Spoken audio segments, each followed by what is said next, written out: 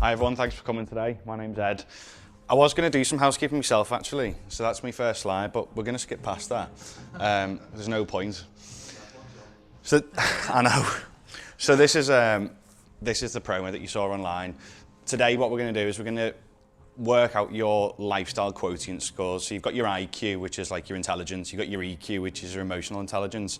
This is about your lifestyle quotient, so like how healthy your lifestyle is. You know, you say to people like, you want to live a healthy life, how do you do that? They say, well, I'll go to the gym and I'll eat well. It's like, great. What else do you do? That's like 2 of the 8 things. So if you have a look at our logo, wherever it is here, there's 8 key areas that you need to do to live a healthy lifestyle. So diet and nutrition is 1, and fitness is a 2nd. There's 6 more that you need to do. So today we're going to go into that a little bit more.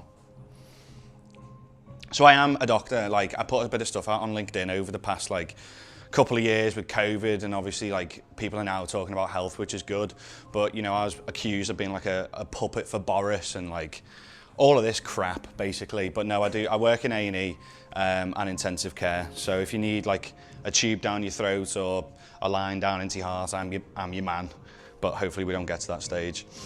So alongside that, I run a company called Life. And as we've just discussed, it's all about optimizing your lifestyle health. And we're kind of moving into the corporate wellbeing market because employees and employers need it. Everyone's struggling. Nobody really knows how to address it. And the current solutions are very, very poor. Okay, so our mission really with Life is to create a health community. What we want to do is connect you guys to your local health community. We want to make it really, really simple for you to live a healthy lifestyle. Currently, there's so many barriers to actually living that healthy life. You don't know who to trust, who do you listen to, where do you go for your solutions? It costs a lot of money, your time's short. You know, the barriers to actually living a healthy life are big. So we're trying to break all of those down using behavioral science and also using our medical expertise. Okay, no one's asked about that because that's about us. So this session is about you. So we're gonna get stuck in.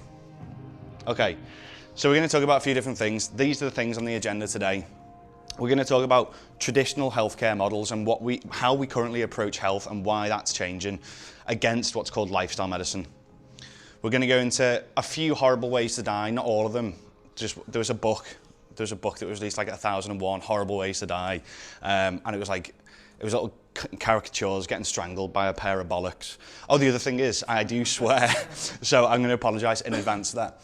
We're going to talk about your functional status as well. So you don't realise the impact what you do every day has such an impact on how we treat you in a hospital. We look at your functional status, which is essentially like how mobile you are, what your respiratory rate's like, how your ability to actually take deep breaths, how far can you walk, can you get up and down a pair of stairs. Those kind of things are really, really important for predicting end success. Then we'll do your LQs. So you'll scan a little QR, we'll go into your LQ scores, which is your life quotient, the IQ thing that we talked about. Everyone loves a bit of COVID, so I've thrown that in. So you'll have a look at some x-rays as well, and then we'll do some health nuggets at the end. Okay, so this society here is what we're all doing our exams for. Mine's on the 6th, and I'm absolutely flapping. It's in 11 days, and I shouldn't be here, frankly. But yeah, these are the exams that we're all sitting, so it's all around changing people's lives towards lifestyle medicine rather than the traditional healthcare model. So this is the traditional healthcare model. If you look to the left-hand side here, if you reflect on all of your health right now and take that as a baseline, take that as a 0, this is called the negative health paradigm. So take your health right now as a 0. What we do is we wait for your health to go down. You might break your leg, you might have mental health problems, whatever it is, you might have diabetes, heart problems, whatever, and then we try and get you back up to that baseline. We try and get you back to your 0. We can sometimes do it, sometimes we can't. It's bad for patients, it's quite expensive, nobody really enjoys it. That's called the negative health paradigm. That's towards the left of this diagram. Lifestyle medicine's a big shift in this. We're taking people's baselines and we're trying to make it positive. So where you are right now, we're trying to actually improve your health and empower you to live a healthy lifestyle. So if you have a look at the major causes of death, the circles with no hole, with like just the outline, that's in the 2000s. 2019 are the ones, the solid ones. The top causes of death around the world: ischemic heart disease, that's like heart attacks, things which like clog up your heart and your arteries basically. Strokes, COPD, that's smokers, some people get COPD without smoking, but it's very rare. That's typically smokers. Lower respiratory tract infections, that's COVID, that's changed. I didn't put the 2021 in because it just skewed the whole thing. You know, number 4's come top this year, obviously, because of COVID. But we're gonna go into actually number 9 here, which is diabetes. So I did want to scare you a little bit because scare tactics always work and people don't realize how bad some of these diseases are. So diabetes is number 9. There's actually, when we talked about the 1,000, look at your face, Dave. It is a heel, yeah. So when we talked about the 1,001 horrible ways to die, there's 8 other things above this, which like kill more people and are worse. Diabetes is actually quite a nice one, but you know, you can see what it does to people's legs and heels. It's fairly minging. And what you do every single day impacts this. So it's all to do with sugar control diabetes, but it can have real impact on people's lives. And this is how it ends up. So we chop off toes.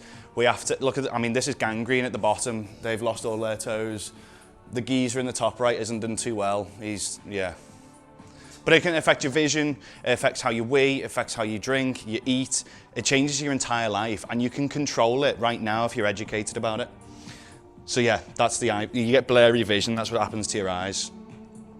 So the point here is, most of the things on the major causes of death, you can control. Day to day, you can control it. So we're gonna do like a little bit of a quiz as well. What percentage of these deaths do you think are preventable? Do you think it's 4%? Do you think it's 24%? Or do you think it's 10%? Give me a raise of hands for A. Give me a raise of hands for B and C. So the B's were right, it's 24%. So it's more than you think. Most diseases that we come across, we can actually stop. Okay, so this was an interesting study. This was about identical twins. So 2 identical twins, same genes, were born together. The differences between, they grew up and we measured the difference. So at age 18, we looked at the identical twins and we looked at the differences between those twins. What percentage of that difference do you think is due to their genes, their actual genetic makeup? So when we looked at them, they're age 18 now, what difference between them do you think is due to their genes? Do you think it's 10%? Do you think it's 64% or 90%? Do you understand the question? Okay, A's? Most A's. B's? People are shy on this one. C's? A. So only 10% of the difference between these people was due to their genes. The other 90% was due to the epigenetics. So epigenetics is the actual flick on and flick off of the genes. So that although they had the same genes, your environment and how you live your life flicks on and flicks off genes. It's unbelievable. When we look at studies, if you do exercise, you're literally flicking on genes that you didn't know you have. You've got untapped potential in you right now that you didn't know you have because you're not activating those genes. It's fucking unbelievable. That data came out like 10 years ago. You've literally got like hidden superpowers within you. It's absolute chaos. Okay. So how does lifestyle medicine actually differ from conventional medicine? As doctors, we have to take on 2 roles because you have the initial problem of helping that person to diagnose, looking at blood tests, doing your physical examinations, working out what's wrong with that person. That's okay, that's like our bread and butter. We've been doing that for years. The second problem is, how do you get that person to change the behavior? So you're all sat in this room now, we're going through some stuff, and we're educating you about diabetes, and you're seeing the ill effects that it have. And we're gonna go through some solutions like eating well. But then when you go home, are you actually gonna change that behavior? Maybe not. That's the hard bit. So with lifestyle medicine, we have to take on a second role, which is health coaching as well. It's annoying because it's very time consuming. You know, you've got to track these people for years. Otherwise they don't change the behaviors. The second thing that changes is you guys. Normally, you go to a GP, you go to A&E, and you receive care. So you go in, something wrong with you, broken your leg, you need to go to an orthopedic surgeon, get your leg fixed. That's what happens. You sit there and you receive care. Lifestyle medicine, actually, You guys play the most important role in this, and that's your engagement. You've got to engage, and you've got to take responsibility for your health. I'm a tour guide. I'm sat there, we're climbing up a mountain together, and I'm just showing you what rocks to avoid and what rivers to jump over. That's my role in this. Which doesn't always help, because some people can't be arsed. So it is difficult. But the 6 steps to this are those there. So whole food, plant-based diets. Plant-based isn't just veg. So all the vegans get pissed off at me for this, but you can eat meat. Also, if you look at farming industry, it's not exactly clear if the environmental impact of farming meat is actually better than farming plants. In Australia, they're actually much more set up to farm meat than they are plants. So the environmental impact of farming meat in Australia is better. So you're much better having loads of cows in Australia than you are plants. Anyway, side point. Physical activity, obviously we've got to move, we've got to do exercise, stress management, sleep, don't smoke, try not to drink, try not to take cocaine, and have a good mindset. They're like your key 6 things. So this quote I think is really, really powerful. Every man's got 2 lives. The second starts when he realizes he has just one. So with that, I want to play you. One of our underpinning ethos as a brand is about taking your life and actually rolling with it.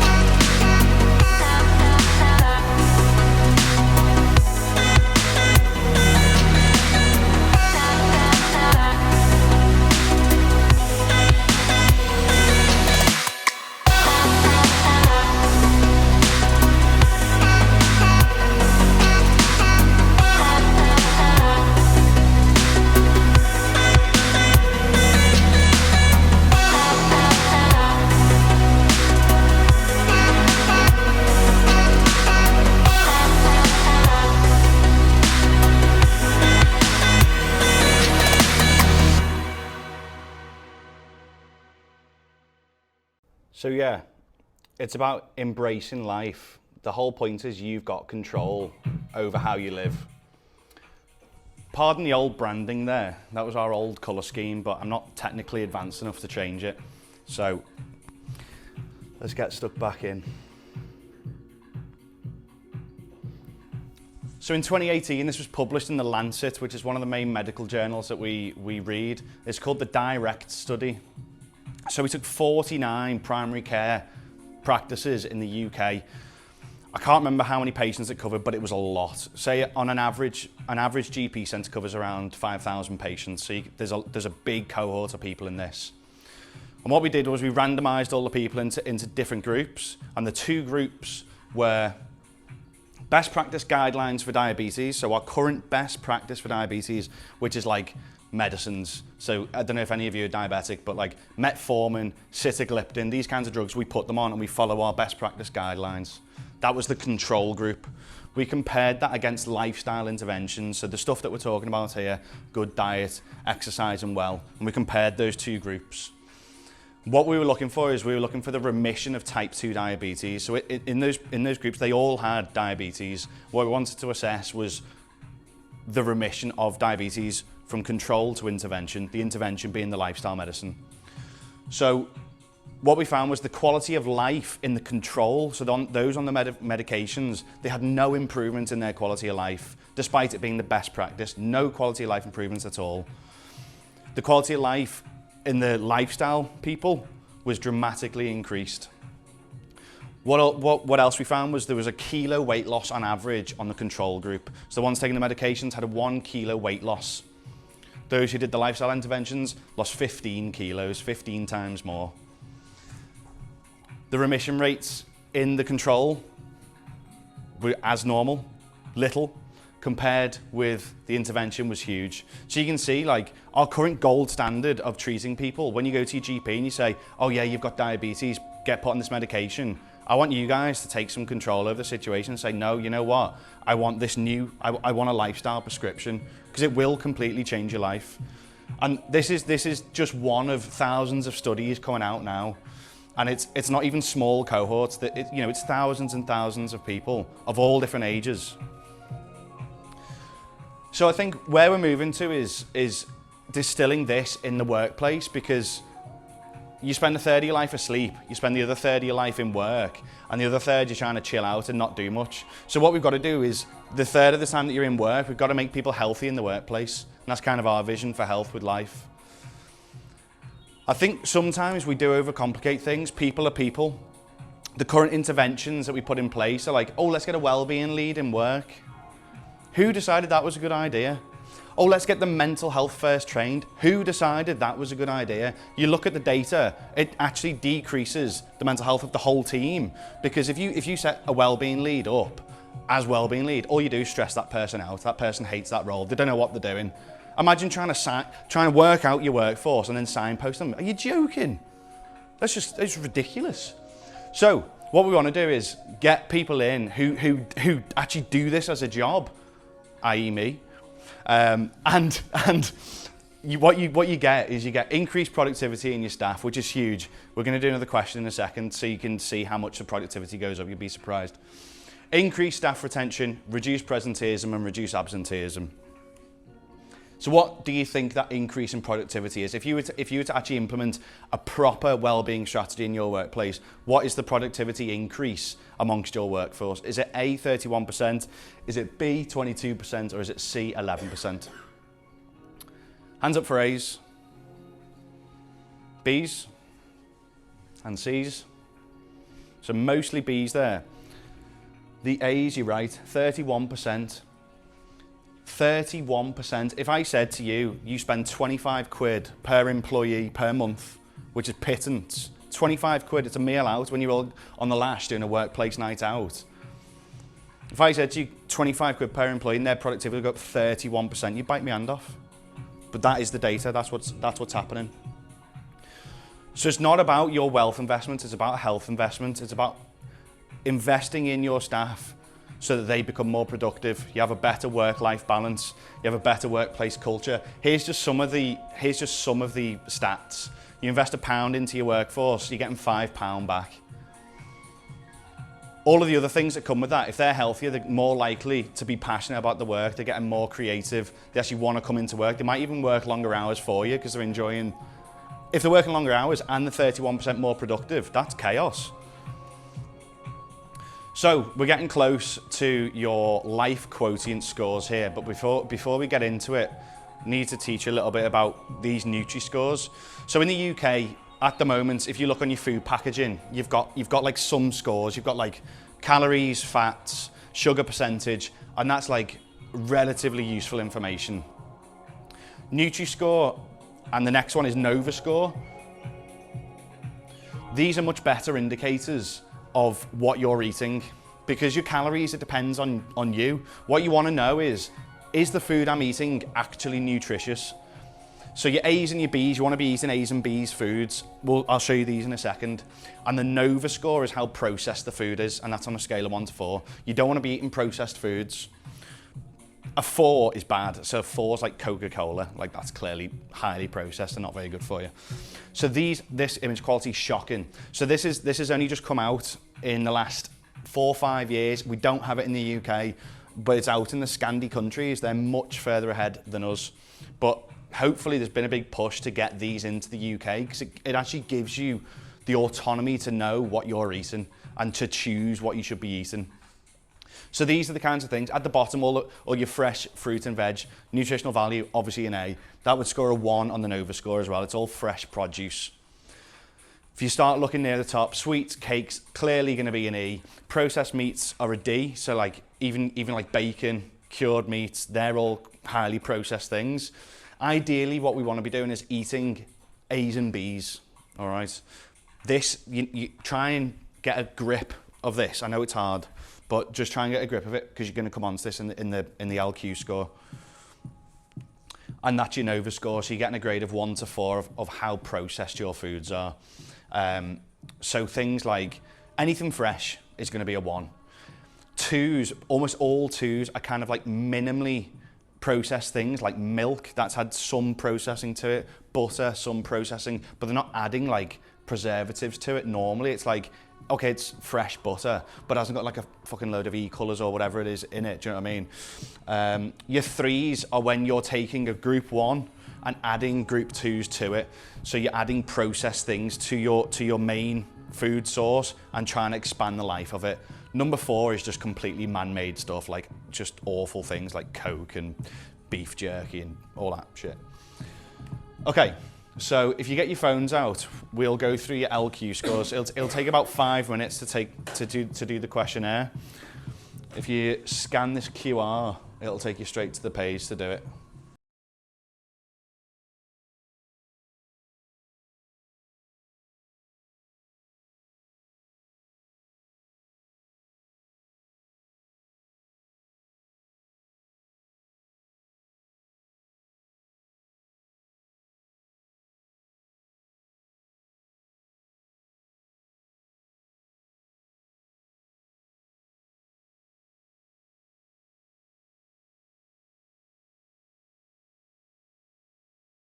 We all done, guys?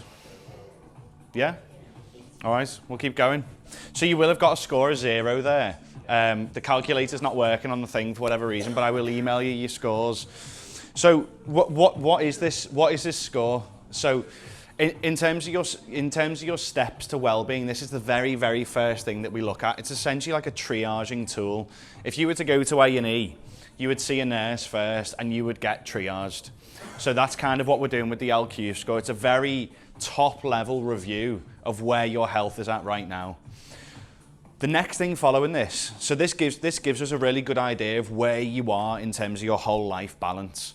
For me to go into this in a bit more depth, these are the things that we need to do. We need to look at your family history. We need to do a full risk factor and assessment to look at like what kind of diseases you're predisposed to, etc., where your current health baseline is now.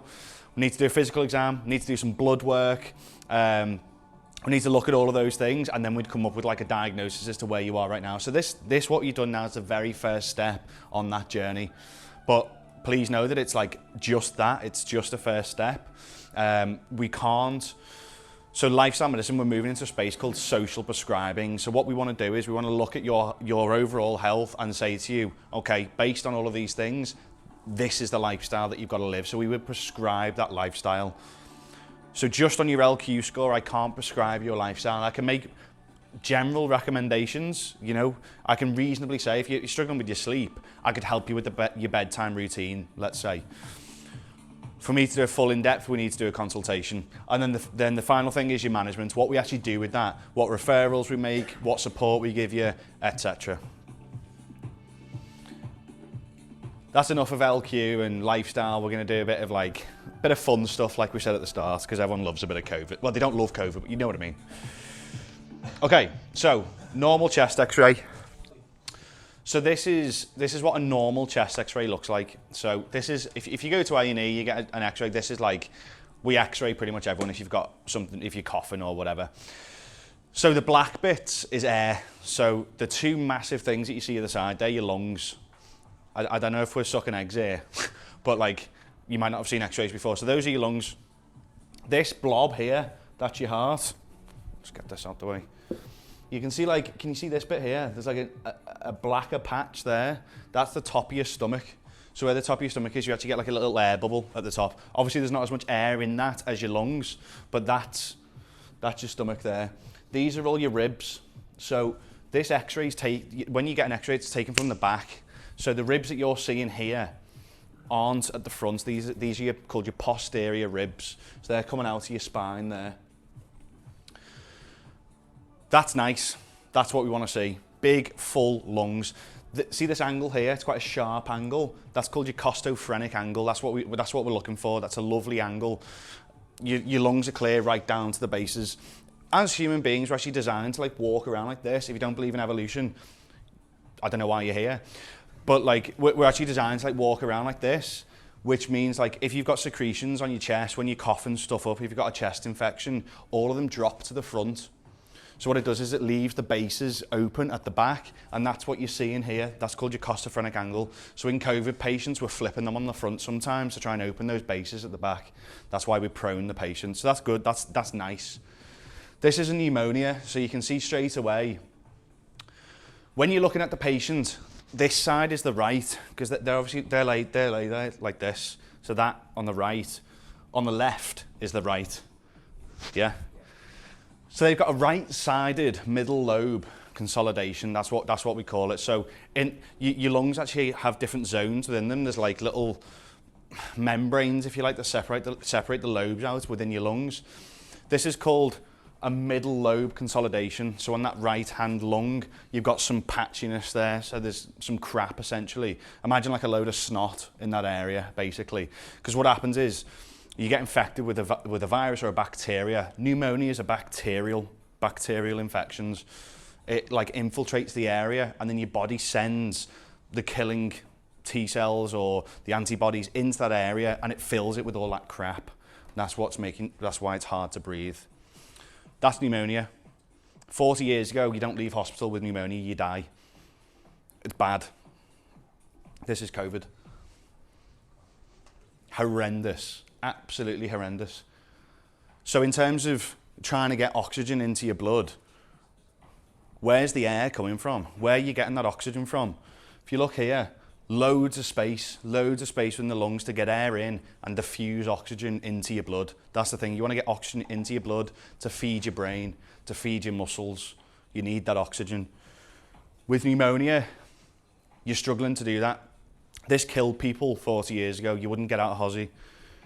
This is what COVID does. It is so bad. So the difference here is it's both sides. Normally pneumonia affects one lung, so you still normally get one lung, which is working quite nicely. COVID's everywhere. It's called bilateral, and it sits in every single lobe of the lung. It's really bad. That's why people are dying. So if you haven't already, please get a vaccine. I know this is a sticky point for people, but like, you got to get a vaccine. It's like, people always give the arguments of, oh, I don't want to get a vaccine because of all these reasons why it's bad for you. It's like, yeah, it's not going to be better than nothing, but it's a damn sight better than COVID. People say, oh, there's like a 5 in a million chance. I think it's 5 in a million chance of getting what's called a cerebral venous sinus thrombosis, which is essentially a clot in the lung. 5 in a million chance with the AstraZeneca. People are like, I don't want to get it in case I get a clot in the lung, clot in the brain. It's like, fair enough. Get COVID. And then your chances of getting a clot in the brain is 1 in 40,000. So it's way higher. You're not comparing against baseline. Everyone's going to get COVID. Get a vaccine. You are far, far safer with a vaccine in every single respect. If you have a vaccine, we don't anticoagulate you. If you think about people who are on like warfarin, you know, people who are like, they're on warfarin, it's been around for years, or they're on a Pixaban or any of these blood thinners. If you get COVID, we have to put you on blood thinners because it makes your blood that sticky. We have to thin the blood out. If you get a vaccine, we're not doing that. So yeah, people don't know what we're on about. Anyway, we'll go into some health myths as well. These are just some things that wind me up. So this is, I don't know, Janine, let's say, in fucking Harvey Nichols. And she's there and she's saying, you've been on a night out, love. And she sticks a needle into your arm and gives you fluids to try and detox you. Absolute bollocks. Like, she's got a BTEC in design. Why is she putting fluids into your arm? It's just, it's so ridiculous. Like, you know, getting access into a vein, it's not the safest procedure. You've got to know what you're doing. You know, you can get like infections all across your system. You get sepsis. You want to avoid it. Yeah, please don't go to Harvey Nichols and get some like IV therapy. It's just ridiculous. Just drink some water, you know, like unless you've got cholera and you're violently pissing out of both ends, just drink water. And these 14-day detoxes are a load of crap as well. So water is the answer to all of these detoxes. Your body's designed through this system called your kidneys to detox the system. So your liver processes things like alcohol and drugs. Your kidneys are processing the water. So when you drink, what's happening is it's going down your gullet, into your stomach, through your intestines. It's then going across, it's absorbed and going across into your blood. So that's what's happening. When you drink and your veins pop a little bit because you've just drank some water, that's what's happening. Your whole system's increasing in pressure because it's got more water volume in it. What that means is so these are your vessels. The blue's the vein, the red's the artery. So your blood's going into the kidneys through the red. And because they increased, it's called hydrostatic pressure, because the increased pressure, it's forcing more water then into the kidneys, and your kidneys are then processing that blood. When it's processing the blood, it's taking all the toxins and the shit out of it. That's how you detox. You detox by increasing your blood volume through water, by increasing the pressure going to the kidneys. That then increases the filtration of the kidneys. And then what happens is, so you're forcing it into these areas. It's getting processed by this, and it's coming down these tubes down here. And eventually that comes down here into your bladder, and you have a wee. That's why if your wee's yellow, you've got more shit in it. The clearer it is, the less shit there is in it. So if you're dehydrated, your urine goes like yellower, can go brown if you've completely knackered yourself. So yeah, 14-day detoxes and Janine at Harvey Nicks aren't going to do anything. All right, just drink some water. The next thing that you see now, this is big in Scouseland actually, because Stephen Gerrard sponsors one, or maybe made one of these brands. I think Angel is his. About alkaline stuff. It's absolute bollocks. So your stomach's pH is like 4 to 5-ish. When you drink alkaline water, all that's happening is you drink and your stomach acid is neutralizing that. So the acid is there to kill bacteria, to kill viruses. That's what it's there for. You drink this, all you're doing is neutralizing it straight away. They're saying, if you drink this, it's going to change your body chemistry. Absolute bollocks, it gets neutralized straight away. What we actually look at, so this is your pH scale. This is what they say happens. They say you drink alkaline things and it shifts your pH that way. Even if it did do that, that's not what you want. Even if it did do that, which it doesn't, that would still be bad for you. So it's just ridiculous. So what we do in hospital is we do what are called ABGs. So that's coming straight out one of your arteries. It's not a very nice procedure. Rather than coming out a vein, which are like thin-walled, you get a needle in really nicely. We go out on an artery. It's not a nice procedure, but that's how we're measuring the pH level in the blood. So your normal pH level in the blood is 7.35 to 7.45 in the middle. If it's acidic or if it's alkaline, even slightly, like look at that range, it's tiny. It's 0.1 of pH. It's a tiny range. If you're outside of that, there's a problem and we need to fix it very quickly. So what's happening with the COVIDs? You saw before the lungs. You saw that the lungs filled with crap. What's happening is you can't get CO2 out your system. So CO2 is really, really, really acidic. CO2 is like down here on the scale. And if that's not getting pushed out of the blood because you can't breathe, because your lungs are offloading that CO2, are you following this? Oxygen in. When you exercise or when you respire, you're releasing CO2. That's the end product. So you've got to get rid of that CO2. If that builds up in the blood because your lungs can't get rid of it, you become more acidic. If your pH is 7.2, we shit ourselves. 7.2 is horrendous, and we've got to get it back very quickly. That's when people are getting tubed. If their pH is out of range, it's bad news. So yeah, long story, alkaline water, load of bollocks. Next thing, stress. People talk about stress like it's a really bad thing, and sometimes it is, but I want you to kind of change your perception on stress a little bit. At the bottom there, you've got low stress to high stress, basically. And on the y-axis, you've got your performance. If you're not stressing yourself, at least a little bit, you're down here and you're bored and you're not engaged and you don't find things enjoyable. So what you want to do is put enough stress in your life that you move up this curve, you ramp up the pressure a little bit, and you actually start performing, you start pushing yourselves into new realms. That's unlocking the epigenetics that we talked about before. You know, the genes which are just sat in your body. If you're pushing yourself, you're literally flicking on genes that you didn't know you had. So I do want you to try and change slightly your perception of stress. Some, people get stressed out slightly and they think, fuck, I'm stressed. Some stress is good and it makes you perform. Of course, going too high isn't good. But both ends of the spectrum is not where you want to be, so stress yourselves a little bit. We're coming on to Anthony's favourite in a second. So first, alcohol. At the top here, this isn't really a health myth, but it's just something interesting for you. So at the top, alcohol. That top rhythm is normal. You can see that the beats, so that this is like an ECG. If you've ever been to hospital and they link you up to one of the machines, this is what we're looking at. So the beats are nice and regular, as you can see. This is like the big chambers at the bottom of your heart beating. That's what you want to see. That's a really nice rhythm. And what that means is the blood flow around the body. If you imagine you've got a pump in the garden, if it's pumping regularly, you're getting good flow of water around the pond or whatever it is. You're getting regular flow. It's predictable. Alcohol puts you in this rhythm at the bottom. It's called atrial fibrillation. And basically what happens is you've got 4 chambers of your heart, and the top 2 chambers are just doing this. They don't know what they're doing. It puts you into this irregular rhythm. Your heart's completely out of sync. What happens if you cut yourself? And then what happens? Yeah. Yeah, clots, doesn't it? You don't just keep bleeding. Your blood's designed to do that. When it doesn't move, it clots. So it coagulates when it stays still. If you go into this heart rhythm, because your atria, the ones at the top, are just doing this, the blood flow's not regular, and some of the blood stays still. And the risk there is that if the blood stays still, it clots inside the heart. And it's clotting in the top 2 chambers. If those clots move down into the bottom 2 chambers, which they will, pumps it straight up to your brain, you have a stroke. That's the risk of alcohol. Put you into one of these rhythms. We need to get you out of it very quickly. Little table for you. Risk of drugs.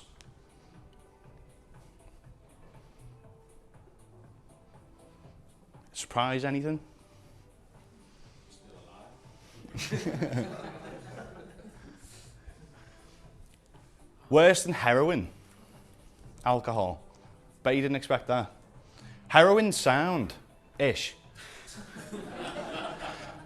we use heroin all the time in Hozzy, clean heroin. It's called morphine.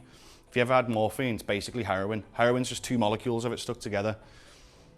As you know, it's really, really good for pain. The problem is it's not legal, so all the stuff you get on the street is dirt. And it's very, very addictive, of course. Look at the bottom though, it's interesting. LSD. Anthony's all for it. And you can't disagree with him based on that. Next one, cocaine.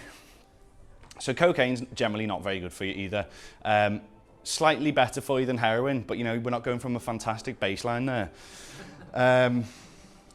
What happens is, your blood vessels that we talked about before, you can change the volume in that system by drinking water, or if you become dehydrated, those things are changing the volume in the system. Imagine like pipe work in your house, like a plumbing system. Because it's a human body, we need to be able to adjust the pressure in the system at different times. So in your legs, you've got massive veins that are literally like hose pipes. If you were to cut yourself in half and have a look, your veins in your legs are like hose pipes. So when you stand up, if any of you to stand up now, what happens is the blood drops into your legs because of gravity. You need to do something about that, because otherwise your brain's like, fucking hell, where's all the blood gone? And you hit the floor. So some people do pass out when they stand up because they can't control this system. It happens automatically, but basically what your body does is it squeezes the pipes in your leg. It squeezes your veins and your arteries in your leg to get the blood back up quickly. It does it automatically, you don't notice it happening. But that's what cocaine does across your system. It squeezes everything. You've got no control over that. It squeezes the entire system. So your blood pressure goes through the roof when you're smashing coke. It does have some medical uses. So in surgery, if you're squeezing pipes and you're making it harder for the blood to go through, it stops bleeding. So a lot of like ENT surgery, we actually smash a load of coke into their nose to try and like reduce the bleeding. So it does have its uses, but yeah, not on a weekend. And that's what's happening. So on the left, you've got your normal artery. That's what it's looking like. They can either squeeze or they can let go. Cocaine does the one on the right. It squeezes the system really, really hard. There are times when we need to like dilate the system. So say if you have a heart attack, you've got a clot in there. What we want to try and do is relax those vessels to let blood carry on getting to the heart. Do you know what I mean? Like widen the system to allow blood flow. So I don't know if any of you have got angina, but we use something called GTN. And GTN is a really potent vasodilator. So the one in the middle, it relaxes everything. It's little sprays that go under your tongue. Because when you get an angina pain, the blood flow to the heart is reduced. So we need to open that system up and get blood back in there. Don't know if any of that was interesting, but that is today's talk. I hope you've enjoyed it. If you need any workplace wellbeing stuff, it's kind of our bag. I know that went on a tangent at the end, but I wanted to try and lighten the mood slightly and make it a bit fun and engaging for you. So if you want any corporate wellbeing stuff, please let me know. It's our bag. And thank you very much.